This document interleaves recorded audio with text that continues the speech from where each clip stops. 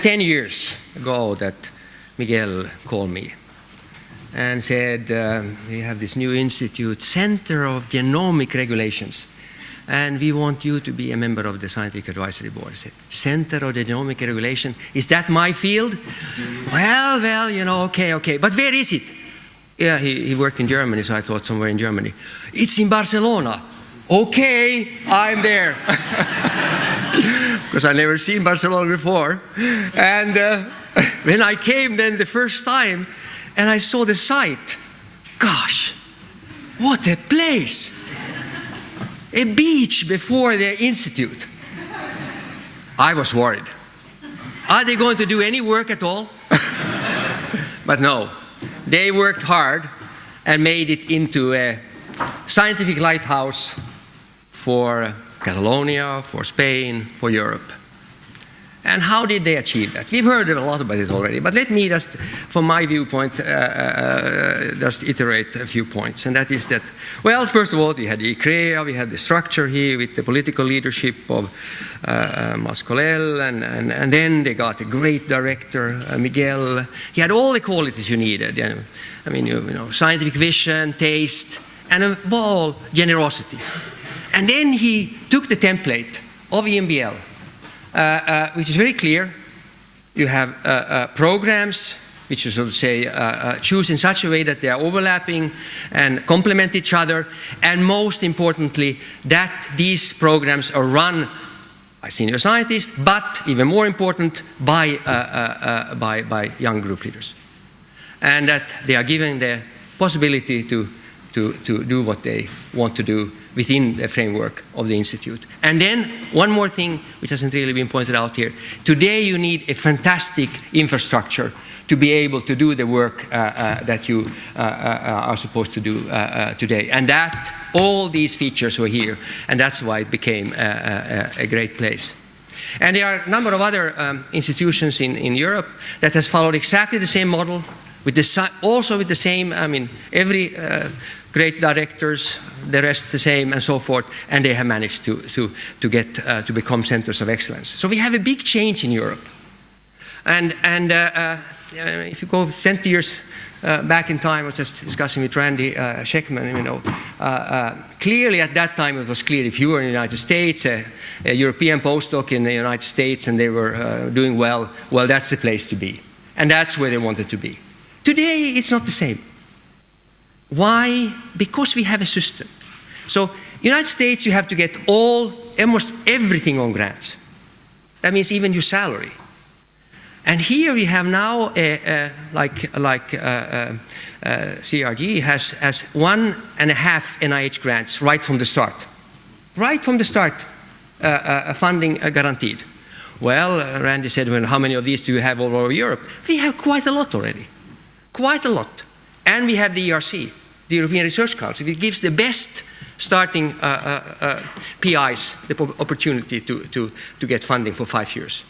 So there you are. And that CRG became this lighthouse, as of course is an important thing for Catalonia, for Spain. And why is it important? Yes, because, you know, this, as you heard, you know, CRG trains people on all levels. Graduate students, postdocs, group leaders, they move out. And then there's another thing that's coming up that's being discussed now in our community, and that's quality. Quality of science. Why is that a problem? Well, there was a paper in Nature about Amgen.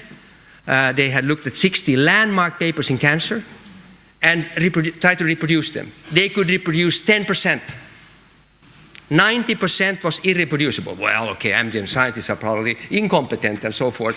No, it seems to be general in the pharmaceutical companies today that this is something that they realize that between 10 to 30% is reproducible and the rest is not. There are many reasons for it, but it's a problem. And that means omics, all these things, you know, a lot of it is not more than crap. Because we really have to see that the quality, do we have standards? Do we have standards to look at what we do? Of course, there are great papers. advances. But we are a big global establishment publishing an enormous lot. And even the best papers in the best journals, so to say, are not up to the quality. So there you need a bastion for quality, and CRG can serve that role.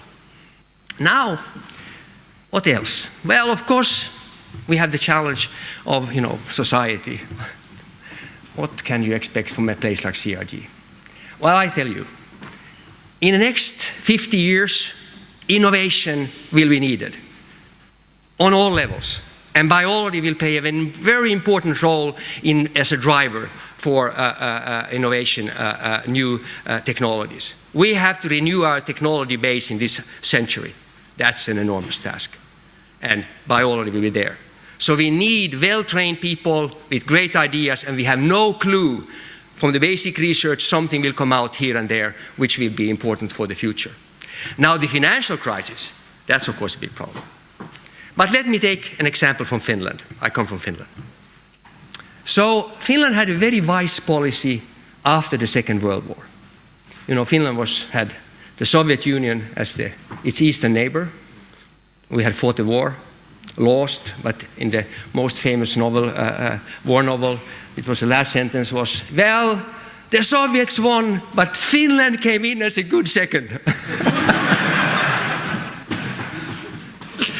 Okay, so the political leadership was very wise, and they stipulated that only 20% of our trade, foreign trade, could be with the Soviet Union and Comecon as a whole. Why? Because this meant that we could not be blackmailed, really.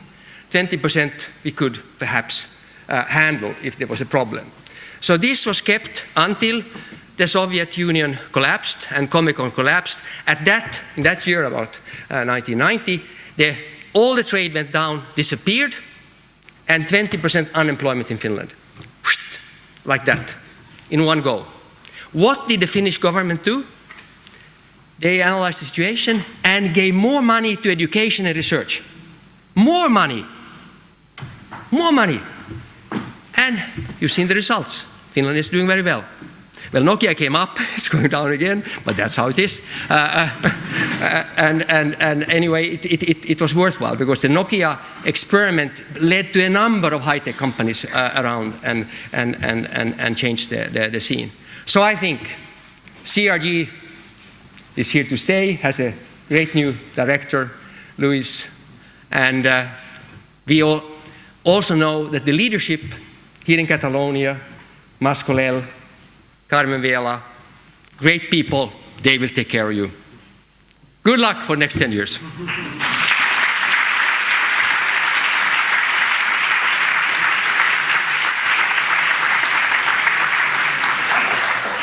Thank you very much, Kai, Ian.